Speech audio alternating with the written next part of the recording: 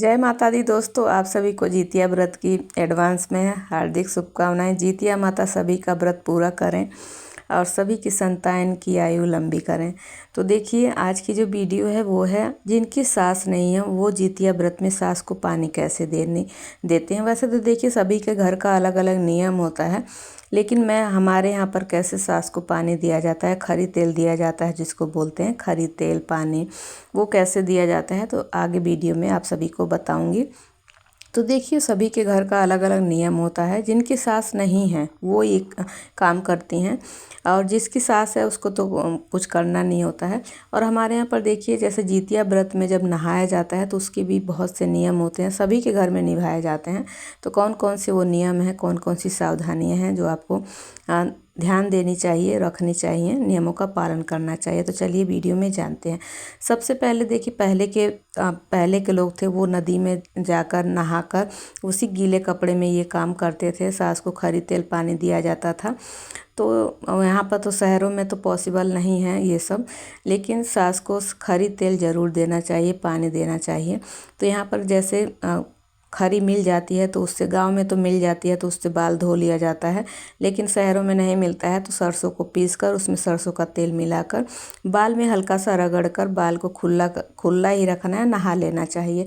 फिर गीले कपड़े में ही आपको बाहर, या तो आप चौकी लगा सकते हैं, एक पाटा बिछा सकते हैं, पाटा लगाकर उस पर ये, नहीं तो फर्श जैसे है तो उसको अच्छे से धो लें, साफ़ कर लें, वहाँ पर गंदगी नहीं रहनी चाहिए। फिर 8 जगह सरपुतिया का जो पत्ता है उसको रख दिया जाता है गीले कपड़े में ही। अपने सरसों खरी तेल आपको लगाकर नहाकर गीले कपड़े में ही बाहर आकर ऐसे करना होता है। 8 जगह पत्तों पर खरी तेल यानी सरसों जो आपने पीसी है वो, और सरसों का तेल और चना रख देना चाहिए। ओछ देना चाहिए, 3 या 5 बार ओछ देना चाहिए। फिर 1 गिलास आपको जल रख देना है लोटे में या गिलास में। फिर हाथ जोड़कर अपनी सास से, और जो भी ददिया सास, जिनको जिनको आप जानते हैं, जो औरत मतलब लेडीज को जो नहीं है उनको प्रार्थना कर लेनी है कि आप भी स्नान कर लीजिए, व्रत रख लीजिए। व्रत तो उन्होंने रखा ही है, स्नान कर लीजिए आप। तो ऐसे आपको प्रार्थना कर लेनी है, उनसे मना लेना है, मना जो ना लेना है ऐसा बोला जाता है। उसके बाद प्रणाम कर लें और फिर बाथरूम में जाकर आप नहा लें। उस कपड़े को निचोड़ते नहीं हैं, और ये जो सामान बच गया है इसको आप चील कौवों को डाल सकते हैं बाद में, जब पूजा हो जाए शाम से पहले उठा लेना चाहिए। तो ऐसे, और हमारे यहाँ पर जैसे बाल धोकर फिर उस दिन सिंदूर नहीं लगाते हैं जिनकी सास नहीं है। अगले दिन पारण के टाइम पर सास को तेल सिंदूर लगाने के बाद फिर अपने तेल सिंदूर कंघी किया जाता है। जितिया वाले दिन कुछ नहीं, अपना कपड़े बदल लेना है, कपड़े को निचोड़ना नहीं है, केवल ऐसे ही टांग देना चाहिए। और बाल को अपना खुला रखना है, क्योंकि ऐसा कहा जाता है जितने बाल से पानी टपकेगा उतने आपके सास के मुख में जाता है।